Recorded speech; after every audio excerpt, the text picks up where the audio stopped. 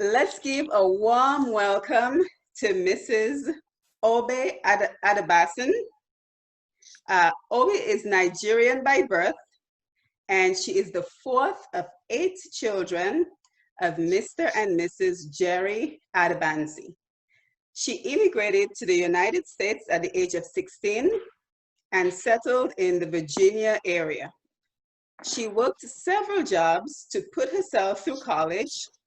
She was a computer software engineer for 20 years and eventually made her way to Atlanta, Georgia, where she became a senior business analyst. After 3 years, she purchased the UPS store in Morrow, Georgia, and obtained her MBA while running her own business. She is married, she has a daughter, and she has many interests, including international travel, cooking, and fitness training. Welcome, Obi. So nice to see you. Thank you for being with us today. Thank you. Thank you for having me. Good. Your story is certainly a fascinating one. So I'm really looking forward to having this conversation with you today. So welcome once again. So just so we can get a sense of who you are, tell us what a typical day is like for you, a typical weekday, for example. What is that like for you? Well, a typical weekday for me would start with early rising. I'm an early riser, so I have to get up. I have a child that I need to get ready for her routine. Her day starts with me at 6 o'clock. So the house is up and alive by at least 5:30. So I get myself ready. I get her ready. My husband and I, it's almost, it's an interchangeable type of symbiotic relationship that we have. So he's doing something, I'm doing another thing. So he might be taking care of breakfast. I'll be getting the little one ready. Once all that's done, drop her off at school, go to the gym typically by 7:30, and I'm there till about 8:30, 9 o'clock. Head back home, get myself ready for work, head to the store, and I'm there till, depends on what I have to do for the day. I might be there till close, 6, 7 o'clock. Come home, prep dinner for the family, spend some time with my little girl, and then put her to bed. And I take some time to meditate, reflect, and, turn it in. And so that typically is what I do. Right, do it all over again, exactly. Yeah. Absolutely, absolutely. And I've spoken to a number of people, and they all explain to me the importance of getting the morning right. Right. So I think that it is so important in terms of being successful to ensure that you start the day off correctly. Absolutely. So it's imperative that my day gets started, because that's really the start. Right. And I believe in waking up on the wrong side of the bed because that can really mess you up. So if you start your day off right, wake up on the right side of the bed, then that's a good kickoff. Absolutely, absolutely. Yeah. So what would you say would be some of your earliest memories of adversity? Anything stands out for you? I would say the business. They're owning a business, especially as a young African American female. It's always very challenging in this day and age. So I remember when I first started my business 12 years ago. It was fine. The first year was fine, and finances were flowing. And one thing they don't do when you are getting into this line of work, it's not like coming from corporate world where you're getting a paycheck on a regular, every 2 weeks, you're guaranteed to get a paycheck. So after coming from that and realizing, wow, you're not going to be getting a paycheck like you were before, but now you will be paying out. Right. Now you're paying out more than, now you're the boss. You have to pay people. It's not you just getting paid and then whatever you make from your paycheck, you take care of yourself. Now you have to take care of your personals. You have to take care of the business end of it. So that was very, very challenging. And I remember the first couple of years, I said the second and third year in business when I had to struggle. That was at the same time that we were going through that 2008 economic burst downward. So the business was kind of slow, but guess what? Whether income was coming in or not, you still had those fixed overhead that you had to take care of. Rent's got to be paid. Nobody cares whether you had income or not. You still got to pay your rent. You still got to pay your vendors. You still have to make all those payments. So that was very, very challenging for me. And I didn't understand that, those things had to be taken care of. Right. So a lot of times I found myself having to take from Peter to pay Paul and vice versa. And that's what I had to do if I had to make phone calls and say, hey, you know what, I can't meet up this month, work with me. I will definitely take care of you next month. And luckily, with everything that was going on, they understood, the vendors understood, the landlord understood. So those were pitfalls that I had to overcome. Right. And that is why I say you have such an interesting story, because you went from computer software engineering to business analyst to UPS store owner. What was the drive? What led you down that particular path? After being in corporate America for so long, I just got tired. I got tired of my lifestyle. Was literally Monday to Thursday traveling as a consultant to client sites. Didn't have much of a life or anything really, and that can be wearing and tearing on anybody's soul and physical form. So I just got tired of having to deal with that, do that every week. So I just said, you know what, let me try something different. And something different would be really the next best thing was to go into business by myself. I always wanted to do that. So when I looked at businesses to get into, I thought about, I looked up the first top 5 selling franchises. I didn't want to do food because there's a lot of regulations and guidelines to follow in the food industry. And the next one, one of the top ones was shipping, which was the UPS store. So I looked it up. I did my research. The numbers looked good, different from what I was making as in the corporate world, but I understood. And I just pursued it. And I wanted something because my life was going through a transitional phase at that time. So I wanted time to myself. I wanted to, I had worked so hard for so long. It's either school or work, school, work, school, work, school, work. So I wanted something different for myself. I wanted to spend some time with myself. I wanted to spend some time with my family. And the only thing that I knew that would allow me that other than, was to work for myself.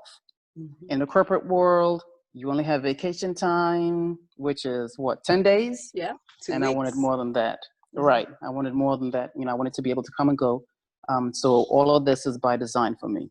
Right. So pretty much the driving force was you wanted to be your own boss. Right. You wanted your destiny to be in your own hands. Exactly. Yeah. So I want to come back to the UPS store, but before we do that, I want to talk about you coming to America at the age of 16.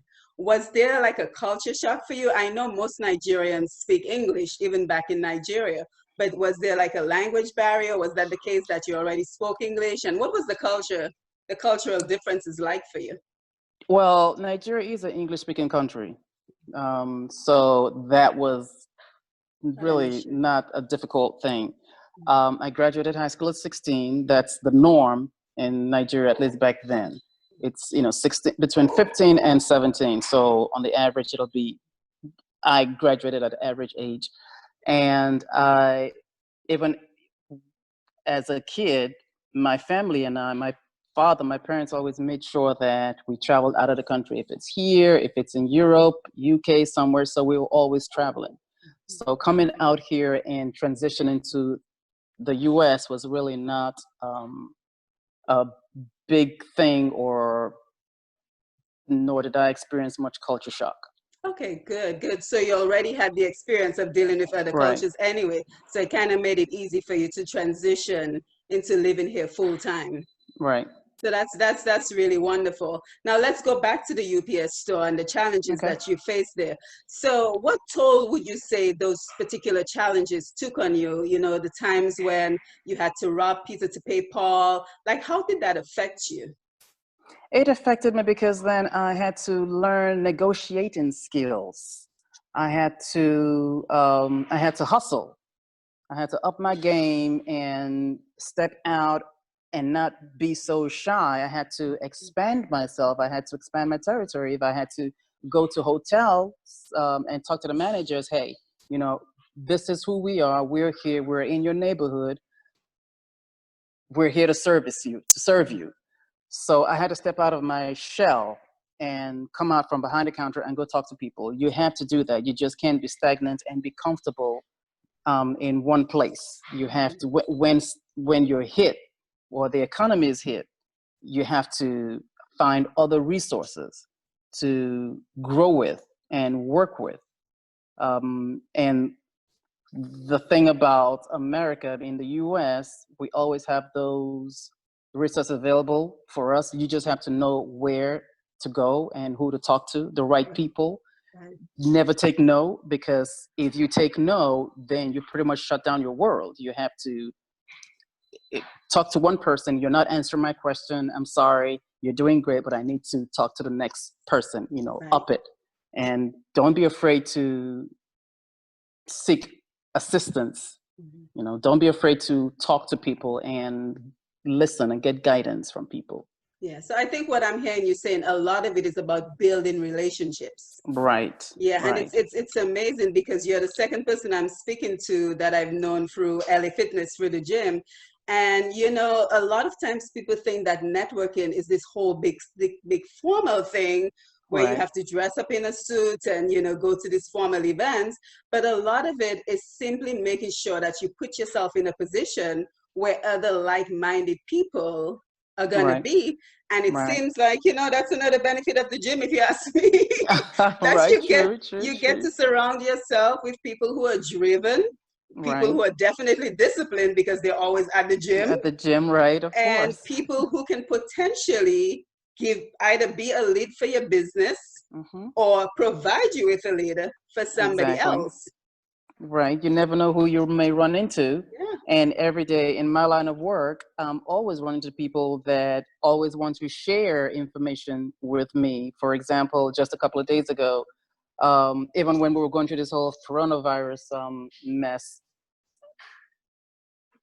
a person might come to get a document notarized or something, and then you strike a conversation with them, and Mhm. from that they start telling you their experiences, and then you talk some more. It's almost like sitting in a barber's chair or your hairstylist chair, and then you're talking.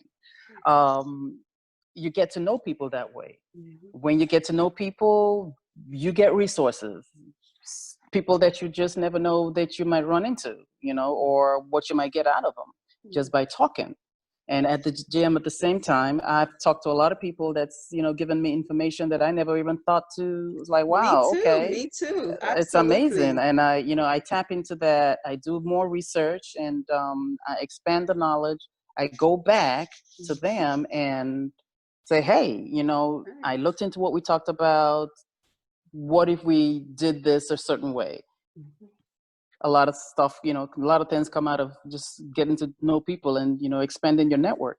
Yeah, and I think what we're saying here is, you know, it doesn't have to be the gym, right? We're just It could saying be be anywhere. open to a Be conversation. open. You could be at Yes, church, you know, when church eventually absolutely. reopens, your Absolutely. children's school, you know, just be Absolutely. open to the flow of Hmm. information. And a lot of things come out from just saying hello.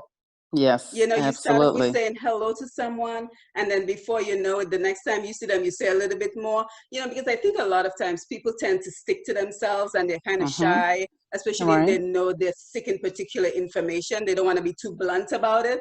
But, you know, just pretty much staying open, Open. I think Yes. kind of is a good start with, you know, what possibilities might come your way. Right. And don't be afraid. Don't be Yeah, shy.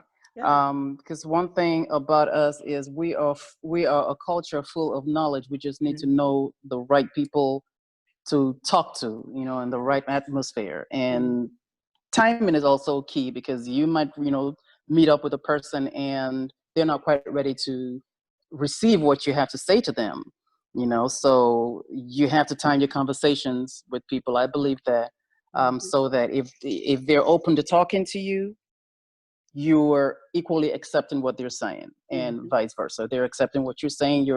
There's that shared knowledge that you gain from people. If if you approach a person and they're in a bad mood, or they, got too much going on, or they're just kind of focused, be it at the gym, they're just focused on what they're doing. They might be very standoffish and say, hey, you know what, not now. So timing is also key.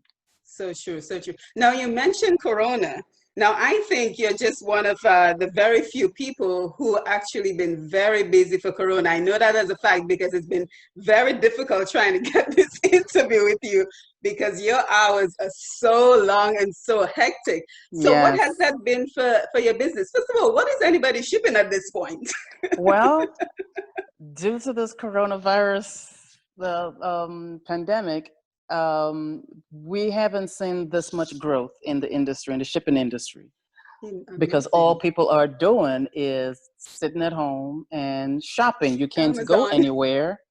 You can't go anywhere. So you have companies like Amazon that's making a killing, because Killing. all we're doing is just online shopping. Walmart, Target, just online shopping, and Amazon's made it very easy for people to go in, shop, and do returns. So you have people that's, they might order a pair of pants, five of the same type of pants in different colors, different sizes, and only end up keeping one. So Amazon makes it easy for you to just return it. So here we are with a serious influx of shipping items that they've bought, and now they got to send it to people because they can't, you can't meet up with your family members, shipping cleaning supplies because they're on lockdown, shipping food items because they can't go grocery shopping, and then returning those items. So we have influx of packages going out. Now imagine those those UPS trucks that we see. I can imagine. From just my store alone, the truck every day is literally packed tight, full. So April and May have been very, very, I mean, it's like I have a line wrapped around the building with people just trying to come into the store, and we only can allow but so many people in the store at a time. So yes, it's really, really impacted us a great deal, more than I can't describe it. It's amazing. Well, So and I know that you're a woman of faith, so I'm sure you're seeing this as a real blessing. it is a real blessing. Well, I tell you in an that. unfortunate way. You don't want to really call it a It's blessing because well, it's an yes. unfortunate blessing, we It's could say. yes, it is. Yeah. Yes, it is. It's a blessing financially for me, because I thought that I would be stumped, with people not coming in, people being afraid. But on the contrary, the shipping industry has been just crazy, and even the drivers, the UPS drivers, are working up until 9, 10 o'clock at night. Now, normally they'll stop at 7, but they've just been working crazy, long extended hours, and the weekends. And we've actually had to expand our weekend hours because we didn't used to be open on Sundays. So we've had to expand our weekend hours into Sundays to accommodate more people that can't come in during the weekdays or the weekend, or Saturday, and too afraid for the afraid of the crowd being around people. So we have the Sunday hours where they can come in and conduct business. Right. That's amazing. So I'm really happy for you about that. Now, as we're having this conversation, so at this point, would you say that you've found success, or do you feel like you're still on the journey to success? Is the UPS still going to be it for you, or in the next 2 months, am I going to be speaking to you and you've moved on to another venture? Well, for right now, it is it. I have had this business for 12 years. I am very, very happy with it. I have thought about expanding and getting some more, but more problems, more money. I know the things that I have had to experience in the past with just owning this one business, and the challenges I've had to endure. Do I want to multiply that? That's the question I have to ask myself every time. It's a great business. I know it in and out. I could literally run it with my eyes closed. So why not do it again? Why not duplicate it? Mhm. That's a very easy venture for me. Mhm. But right now, because I have other goals in mind, I'm just going to stick with this one. Maybe towards the end of the year, going into next year, I might expand and get another one. Um, but things shift all the time for us, especially in this industry. You know, there is always a shift. We didn't know that we were going to be here Mhm. 3 months ago. You know, and when there was a economic shutdown, we basically thought that we were lost until they told us, hey, you have to be out there. You're considered an essential worker. You have to be out there with your crew. I said, okay, well, I don't like it. You know, I want to be home for the safety of me and my family, like everybody else. But with protection, I think we've endured to it. So as far as success, yes, I think it's a very successful business for me. I have achieved a lot. I am very happy and very blessed. Um, so we'll see what shifts for me in 12 months. I'll give myself 12 months. Well, I certainly think the word that comes to mind when I think about you is intrepid. You seem pretty fearless to jump from one industry to another industry to a completely different venture. I And I think know, for a lot of people, fear holds them back. So, what right. would you say for somebody who's trying to change careers completely from going from one particular career to just a completely different change? What would you say to someone who's thinking along those lines? Do your research and don't be afraid. Um, find something that you have some passion in. I don't have passion in, you know, lifting brown boxes and, you know, swinging tape all day. But it's fulfilling. I like being around people. I like talking to people. I like helping people. There is some kind of creativity and artistry to this, Mhm. and I like the idea of um, being an entrepreneur because it gives me the room and the ability to, you know, to do me and have time for me and my family as opposed to what I had before. So do your research, find your fun, you know, find something that makes you, when you think about going to this job or this place, you're not stressed. You're not, oh my, you know, talking like, wow, you know, and you're sad about it. You're not looking forward to your day. You just want to lay down.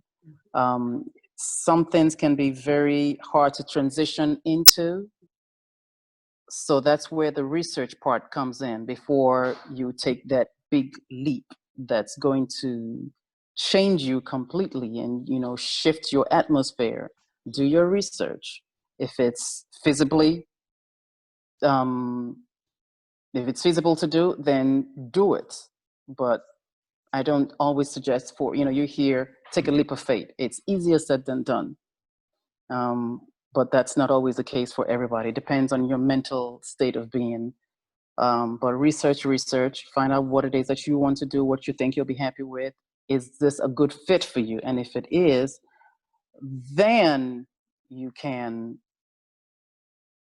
make that leap Right. moving forward. And I think a lot of people don't realize that failure is not the end. And I think that a lot of times people want to jump in and be successful right off the bat. And they Right, don't realize that a lot of it is what you did, went on knocking on doors right, and just build those relationships, and then eventually got to the point where you're a staple in the community right now.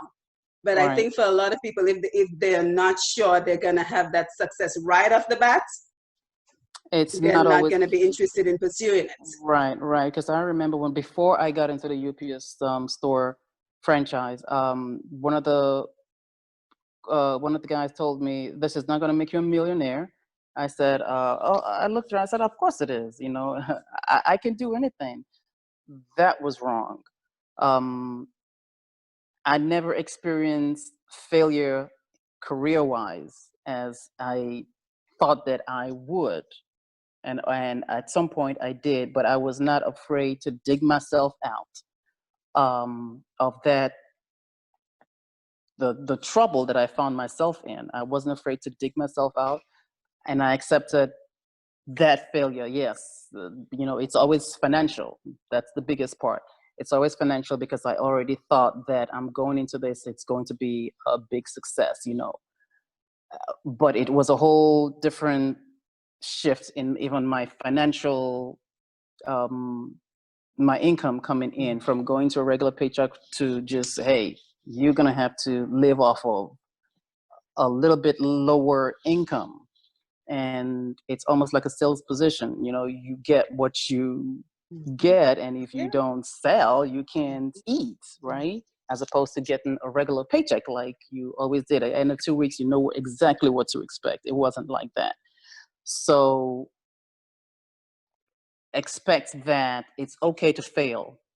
And failure, once you fail, if you fail, that's not the end of the world. You just have Absolutely. to know how to take that, wield it, yield it into something greater and bigger. Now, the problem comes about when you don't understand what to do with that failure. You hit rock bottom and you think that's pretty much where it ends. No, it doesn't have to end there. Everybody's gone through that. Everybody's gone through that, especially as a business owner at some point in your life, where um, it's not exactly how you envisioned it, you mapped it out in your head, but just pulling yourself out, recognizing that at some point it's going to happen. When it happens, what are your mitigated actions to follow through and help you come out of it? Yeah, that's really good information, and I have to tell you, I'm really enjoying this conversation with you. I'm learning so much from what you're saying. Now, what unique challenges would you say that you, as a mom and a business owner, and I know that you're super into being healthy, cooking healthy, being active. What challenges do you find with trying to just juggle all of this together as a business owner, a mom, a wife, and still pursuing other interests? Well, I am blessed with a very brilliant and beautiful daughter. And when I first started the business, I didn't have her. She is 8 years old now. Um, and like I said, I sort of kind of mapped my life because I knew that she was coming at some point in my life. I remember when I first started, and then when I had her, I took her to work with me every day, um, because I was too scared to leave her in the care of others. So I took her into work with me every day, from start to open, 8 o'clock in the morning to 7 p.m. She was there with me for months, up until she was 9 months old. I mean, I'd carry her. My customers knew her, knew me. I mean, they knew her when she was inside of me, and they knew me coming, when she was out. So I would literally hold her at the cash register while I am working, and she would be watching what I was doing. So even till today, she still comes to the store with me when the opportunity arises, and she helps me tremendously. So she's been a great help, a great asset. I enjoy having her see what I'm doing. Um, School is not for everybody. If she wants to go into business, she has that guidance. She's got the framework, the map to do that, and I'm trying to help her with that. So that's a big plus for me, having her in my life, and just working. Like I said, she was by everything is by design. It didn't. She didn't happen by accident. The business didn't happen by accident. It was all clockwork for me. And Just it's like timed it just right.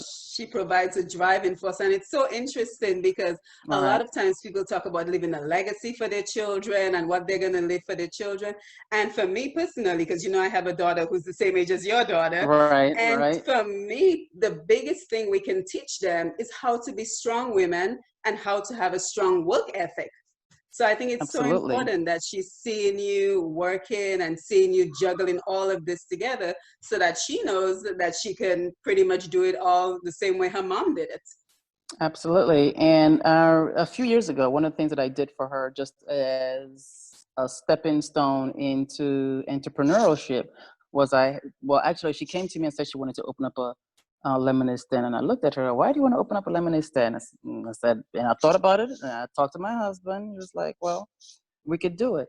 So we did that, and I let her run one right in front of the store, which was a big success. Her first day, she made almost $300 for a Oh, 6-year-old wow. child.